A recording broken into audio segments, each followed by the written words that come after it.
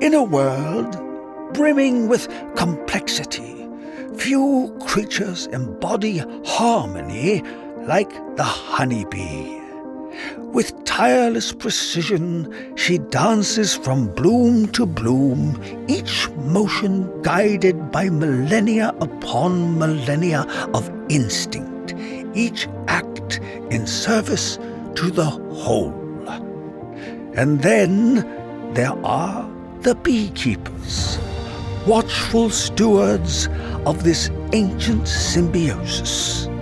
Part agri-scientist, part poet, they move along their hives with the efficiency of Mo, Larry, and Curly, tending to the bees' needs as best they can comprehend, and with the infrequency of a waterfall in the Sahara, sometimes running off, flapping and flailing like a penguin on a hot sidewalk. This is their journey.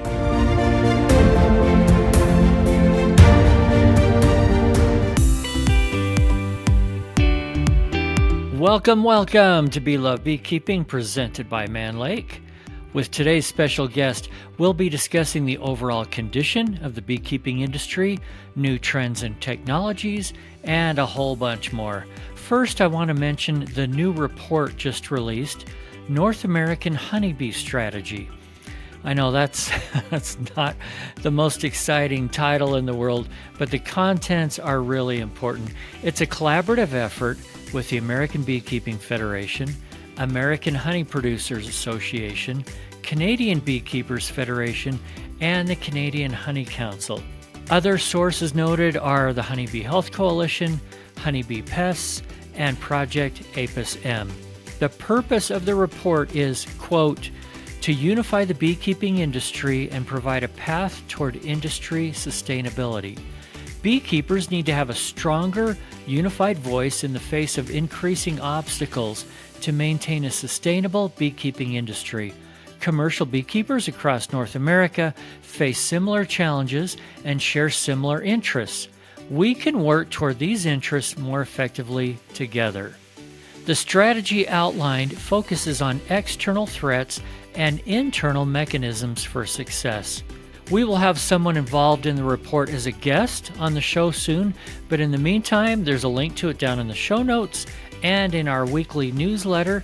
You can sign up for it for free at belovedbeekeeping.com. This report isn't just for commercial beekeepers, it's for all of us with a love of honeybees and their management.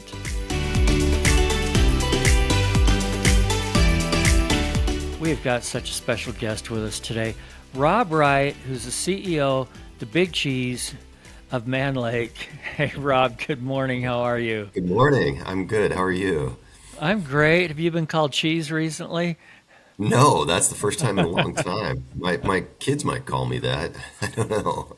Anyway, it's good to see you, and it's going to be great to have you on the show today. We have a ton to talk about. I want to let our listeners know right up front, just because Rob's with Mann Lake doesn't mean this is going to be an infomercial. It is not. We're going to talk about the whole beekeeping business and everything that's going on with beekeeping and new products and all kinds of fun stuff. So I don't know where you want to jump in. I have an idea. I was told by a little bird that you did your first swarm removal recently. That's correct. Yeah. How did it go? Well, I actually did two of them, and it's sort of an outgrowth of, I've been catching swarms. There are a lot of feral bees in my area here in Santa Barbara, and I think I caught 5 swarms in the same swarm trap this spring in the course of about 2 or 3 weeks.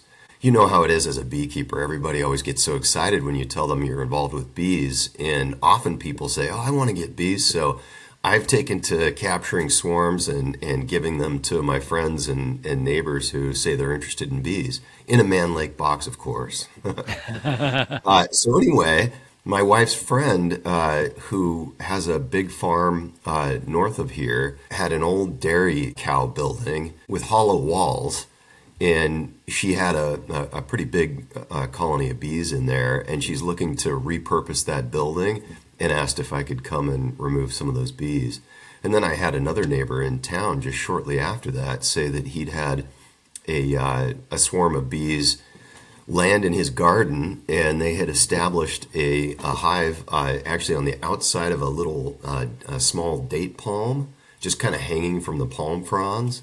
So I removed that one as well. That one I added to a colony of mine that was weak and needed a new queen. So were one of those unusual? Why did this come up? Well, I think Jenna maybe mentioned it because we did some film of it just for, honestly, just for marketing purposes. But it was a really large colony, and it took me several hours to remove it. Erica Thompson, who you probably know her name, gave me a little bit of advice on how to handle my first bee removal, and it was super helpful. So yeah, removed this wall had a sheet metal panel on the outside of it, and the hardest part was getting that panel off. And Erica had told me, the whole key to it is to be really gentle in removing the wall and not to get the bees all agitated right from the start. But that was really hard because the sheet metal was, trying to bend sheet metal away from the wall as you're removing nails.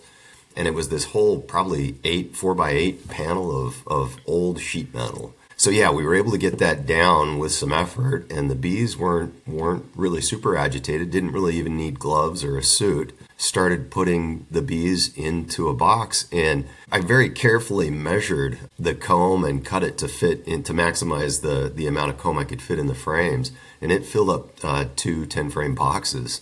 Just taking all the comb out. I think we'd refer to that more as a cutout, wouldn't we? If you're actually removing part of a structure to get to them. Yeah, I guess that's right. It took me a very long time to find the queen. There were a lot of bees there, and she was shy. I was afraid that I was going to have to leave without knowing if I had gotten the queen. And eventually I saw that she was already in the box, so I must have missed her when I was cutting the comb out.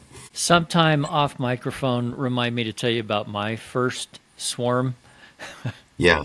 Because it was a hilarious disaster that unfortunately really? we weren't filming, and I ended up with a great swarm, but oh man, was it a mess. We won't get into that today because it's not embarrassed the host day today, but I often get embarrassed. Anyway, so what kind of swarm trap were you using that you caught all those swarms with?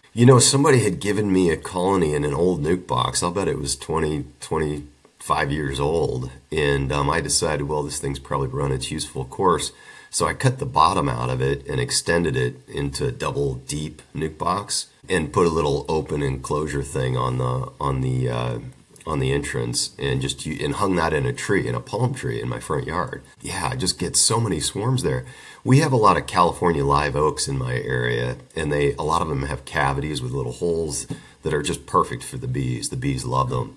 So, as I go for my morning run around my neighborhood, I'm always seeing bees in oak trees. I guess the spring conditions were good, and there were just a lot of swarms. That is really fun, isn't it? And being able to share them is great. Yeah, and I have some swarms in my colony. I only have 6 colonies, but I think 4 of them are swarms that I've caught, and they seem to do better than packages. I think maybe just they're adapted to the local environment better or something. Okay, now you're truly not doing an infomercial.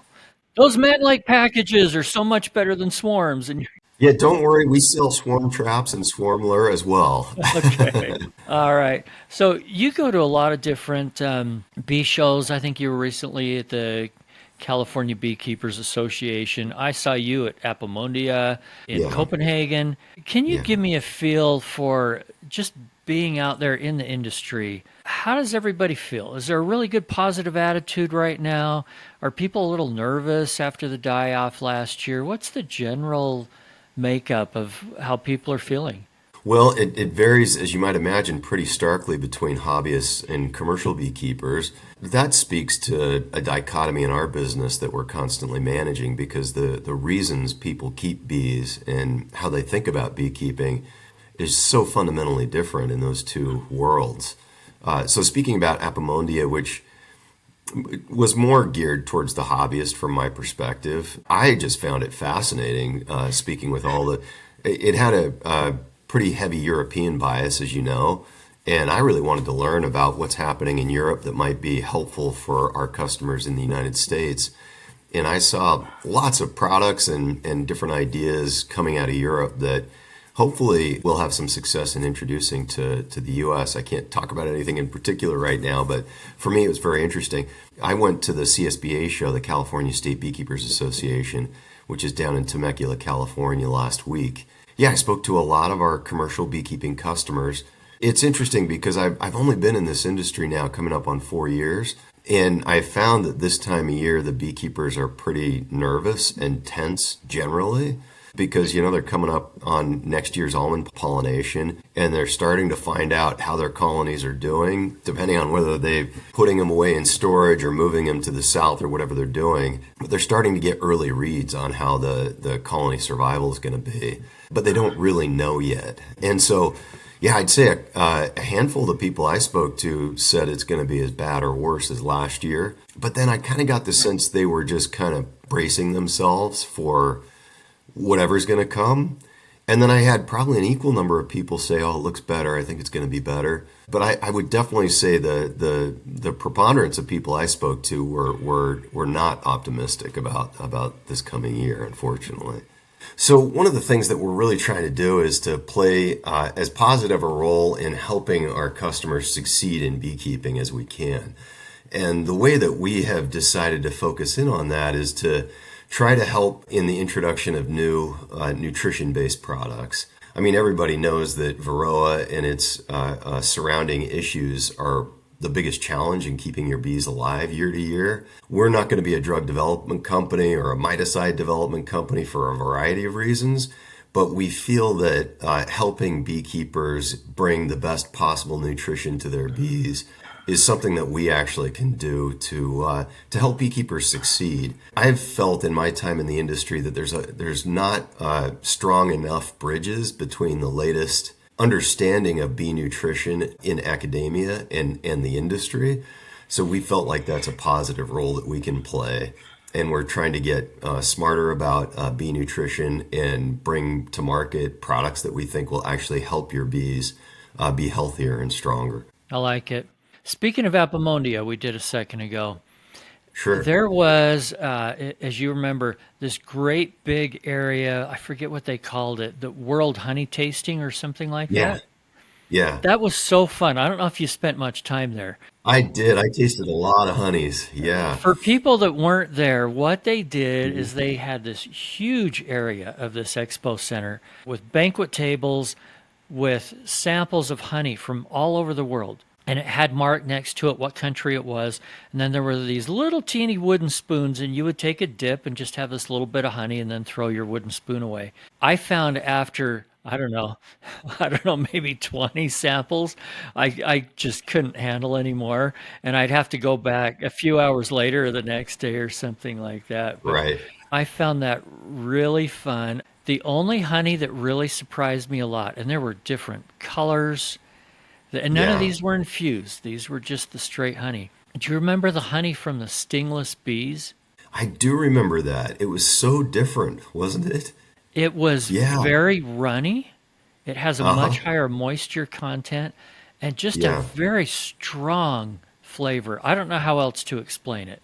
Yeah, I'm trying to remember though. There are several honeys that I was just surprised that it was even honey. The taste was so different. It was really inspiring. I mean, just the different, I guess all the different floral sources the bees are relying on ends up creating such a Thanksgiving or a cornucopia of flavors. I mean, it's kind of shocking.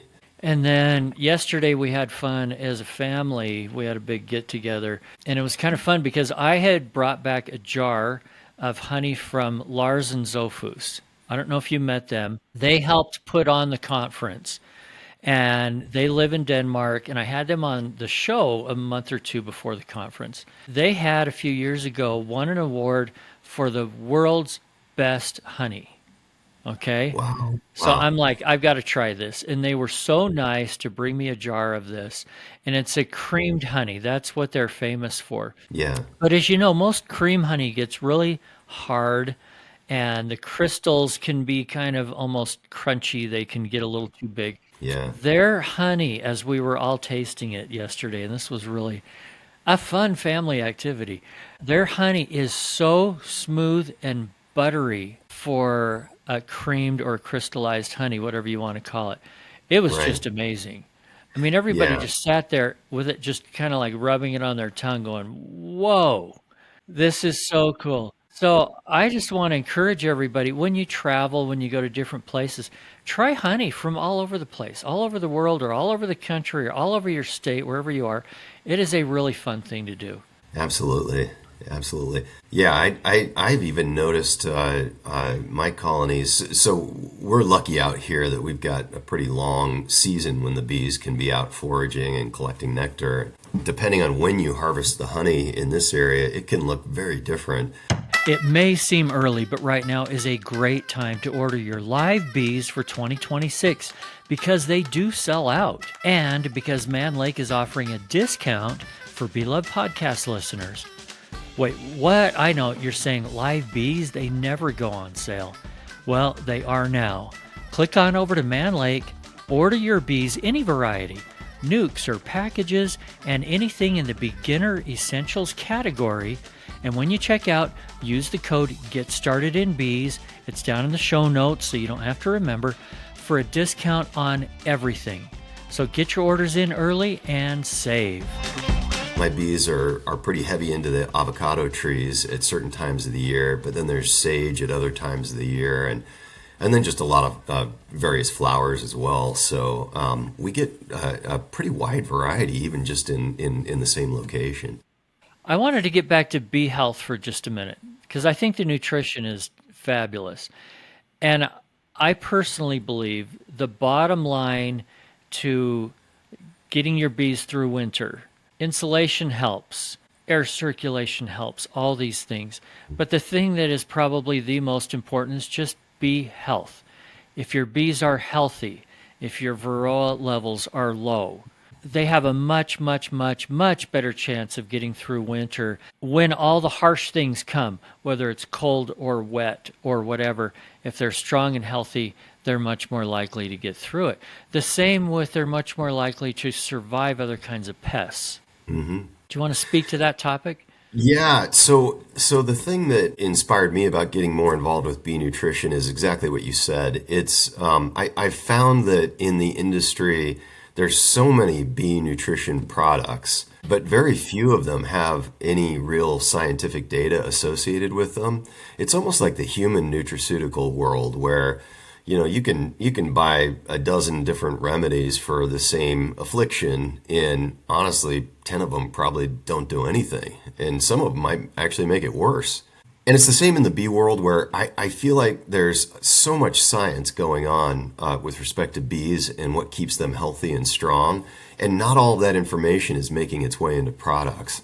So from my perspective, if you think about getting, I don't know, the flu, if you get the flu and then you get something on top of the flu, it can kill you. Whereas if you get the flu and you're fit and you eat well, you've got a good diet, you're well nourished, it's really not that big a deal. And I think the bees are facing so many stressors with habitat loss, exposure to pesticides out in the world, exposure to pesticides that are accumulating in the wax.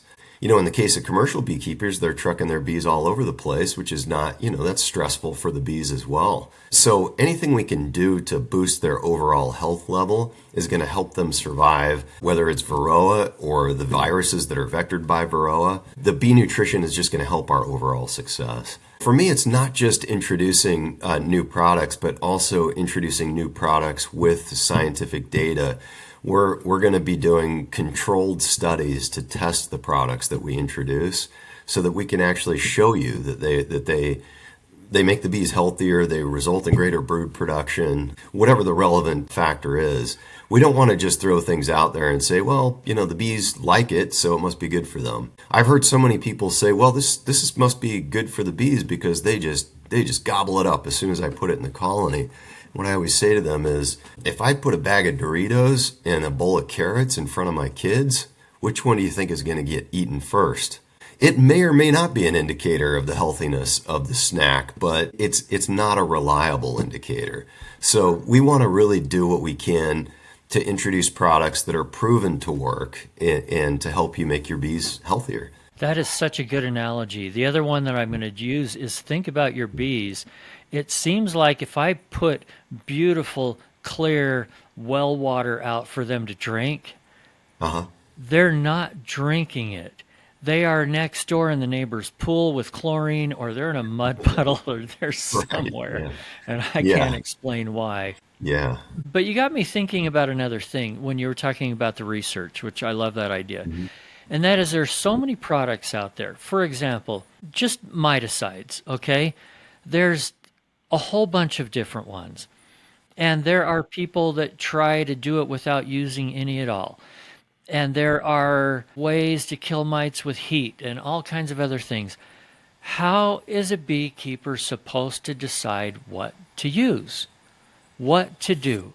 Yeah, I think it's very dependent on your personal values and why you're in beekeeping and what's important to you. We're actually working on a couple of things there that I think will expand the hobbyist choices. I think commercial beekeepers struggle because, if you've got 10,000 hives, you can't afford as a commercial beekeeper to go and do an alcohol wash on every one and see what your mite counts are. And so a lot of times they're taking more of a prophylactic approach. And in the end, it can backfire because, we end up creating resistance to some of these treatments. But as a hobbyist, you have more options because you really can gather more information about a single colony and make a decision that's tailored to that specific colony. I think that one of the things I'm most excited about is seeing what a lot of the queen breeders are doing in terms of developing varroa-resistant traits, good hygienic behaviors. They're choosing queens that have good hygienic behaviors and then breeding those queens and producing a stock that is just naturally more resistant to varroa. I think that's the winning path in the long run. But in the meantime, we have to deal with the situation at hand. And as a hobbyist beekeeper, again, you just have to choose what you're comfortable with. The natural acids, the miticides, whatever works for you. One other thing that we're looking at, Eric, is what we might be able to do to help beekeepers. I'm very aware of the fact that the wax is sort of a repository for all these pesticides, not only the ones that we're using to treat mites, but pesticides that the bees are bringing out from the outside world into the hive. Wax is a perfect place for those things to live forever. There have been some studies that have shown that some of the pesticides that show up in beeswax have been out of use for 30 years, but they're still showing up in the wax. Because we're just recycling the same old wax time after time after time. We're looking to see if there's something that we could do to make that better as well. Well, also because some of those pesticides don't go away. They don't just become inert after a few months. They can hang around for a long, long time. Just because of the chemical makeup of wax, it's a very good repository for those molecules, and that's part of the reason they don't go away as well. So, reminder to change those out from time to time. Most people I talk to say at least once every 3 years. Make sure that you're changing those out. And you don't have to do a whole box at the same time. You can do every other frame, and then the next year do the frames in between, things like that. If you would come up with a little test strip that I could stick in my wax and it would say overabundance of this and this pesticide, that'd be awesome. Yeah, so we're looking at what we can do to help people with that. I don't have anything specific to talk about at this point, but I think there will be a couple things we can do to make that better. I was being a little facetious because I didn't think that was possible, but you sound serious, like you're figuring that out. We have a couple ideas that we're working on that might be useful. Yeah. So, Rob, I know I've bought so many things from Mann Lake and just had great experiences, and I wish I lived where you have a store, but I have found that the shipping on stuff is fast and easy and usually free. You only have to spend, $150 or something, and shipping's free. So to me, it's easy from wherever you are. But give me an idea of what's going on with the company. What overall, you're the big cheese. Take a look down and tell us what's up. I actually spoke about that last week at the CSBA conference with all the commercial beekeepers in California. One of the things I've discovered from my sales team is that they get asked a lot of questions about what's going on at Mann Lake, and isn't it owned by a financial institution, or did it change control, or what's happening with Mann Lake? And my personal view of the world is that transparency is important in business and in life generally. So I just kind of laid it all out, and I'll give you a quick version of that. Mann Lake was purchased by a private equity firm in 2018. I'm one of the co-founders of that private equity firm. At the time, the founders of Mann Lake, Jack and Betty, sold the business. Sadly, Jack passed away before the transaction closed, and Betty moved on to other things. And then in the years after 2018, the sales of the company really boomed because of COVID. And then on the commercial side, we weren't dealing with these high levels of colony loss that we've seen in the last few years. So times were better. Sales at the company boomed. Unfortunately, the profits of the company went way down, and the debt of the company was going up because the company was losing money every year. So by 2022, the debt had doubled, the profits were near zero, and the company was in financial distress. And that's actually how I got introduced to the business. I had retired from investing during that period of time and was no longer working. My wife told me that I was not meant for retirement and I needed to get out and have a purpose in the world, and she was right about that. So I was always a big believer in beekeeping and the importance of pollinators in the world. So I decided, you know what, I'm going to A, become a beekeeper, and B, I'm going to take over Mann Lake as the CEO and get it turned around. I felt a pretty strong obligation to the employees and also the customers of Mann Lake to not let Mann Lake basically go down the tube. I stepped in as CEO in May of 2022, went to visit the company's lender in Boston, who informed me that I had 3 weeks to come up with a plan, and if they didn't like it, they were going to take over the business. For those of you who are not familiar with what that means, it usually means the company gets liquidated. I was just not willing to let that happen. So I got with the team. We came up with a plan. 3 weeks became 3 months, became a year. And we were able to make some big impacts in the company in a short period of time. We paid off over half the debt in the first 2 years. And then I knew this was going to happen eventually, Eric. I kind of dreaded the day, but I got the phone call from the lender who said, hey, you've paid off half the debt, and now if we just sell the company, we can get the rest of our money back. They essentially forced a sale of the company. I was not in a position to stop that, so I did my best to try to find a buyer for the company that would be a good long-term home for the business. But ultimately, the lender decided to sell the company to another financial firm. I met with this financial firm more than once with my team. The whole team agreed that this was not going to be a good future for Mann Lake, and that we really did not support selling to this firm. But we could not get our lender to back off from that deal. So I decided to step out of Mann Lake and put together my own buying group. I got 5 family friends who are all big believers in pollination, the importance of pollination, beekeeping generally. And we bought the company in less than a week. We outbid this financial firm and bought the company in March of this year. For me, that was a really huge and important step for Mann Lake, because Mann Lake is now back in the hands of family ownership. None of us bought the company to flip it and make a quick buck. We bought it because we believe in the mission of Mann Lake, and we want the company to thrive, decades into the future.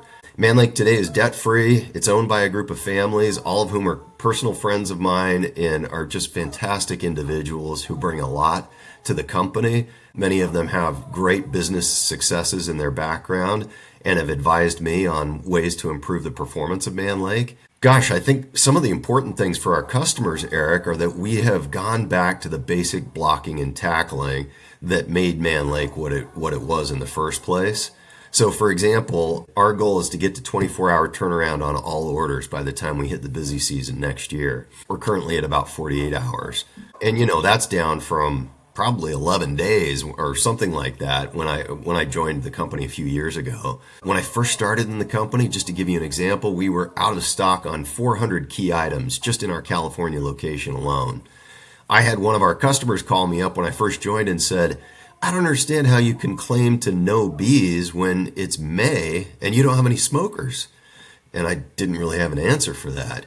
So what we've done over the last few years, Eric, is that we've invested in the team, we've invested in information systems, and we're now using state-of-the-art technology to manage our business, predict our inventory, trigger the right actions in terms of buying goods and building goods so that we're always going to be in stock on the right items at the right time. Those things make a difference to the customers. As you know, when you've got an issue in your hive, getting something 10 days later is just not good enough. So it's important that we have the things you need when you need them. Anyway, that was sort of a long answer to your question, Eric, but hopefully that gives listeners a little bit of a sense of what's happening at Mann Lake. I almost don't know what to say, because when you say equity firms are buying it and stuff, I just think about, well, I can think of quite a few movies.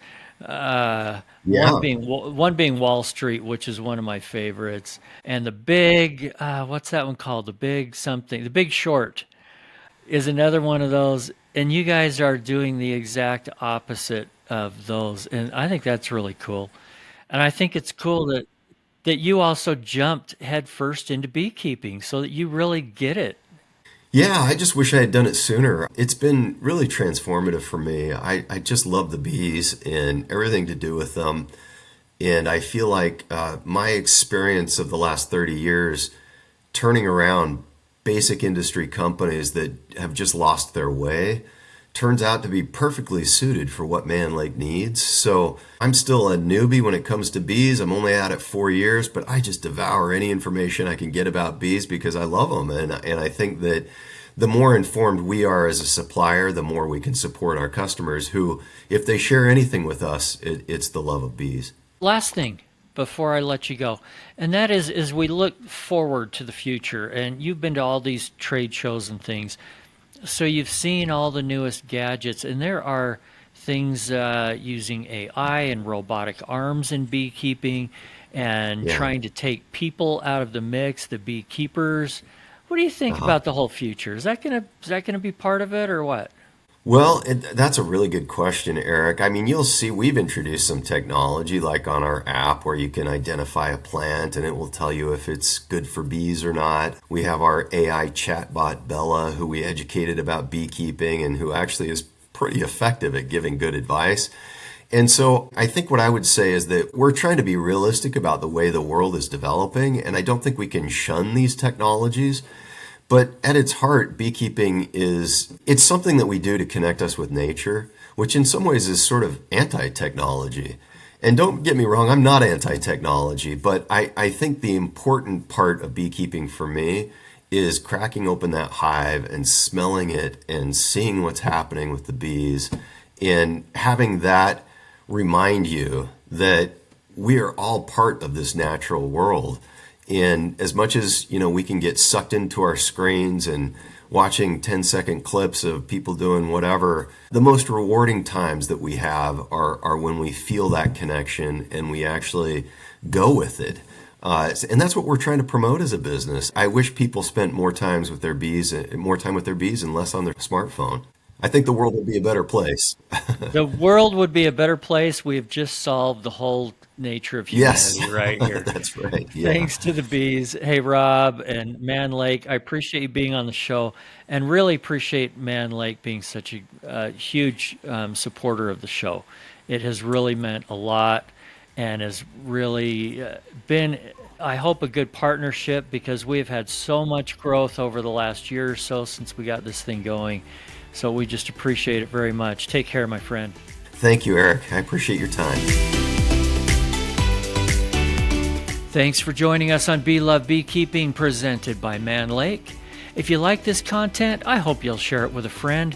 Follow and subscribe to this podcast, and even sign up for our newsletter at beelovebeekeeping.com.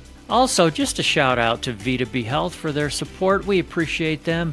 Vita's Varroa control range of products includes Apistan, Apiguard, and now Varoxan, extended release oxalic acid strips. Thanks, guys. And remember, if you're not just in it for the honey or the money, you're in it for the love. See you next week.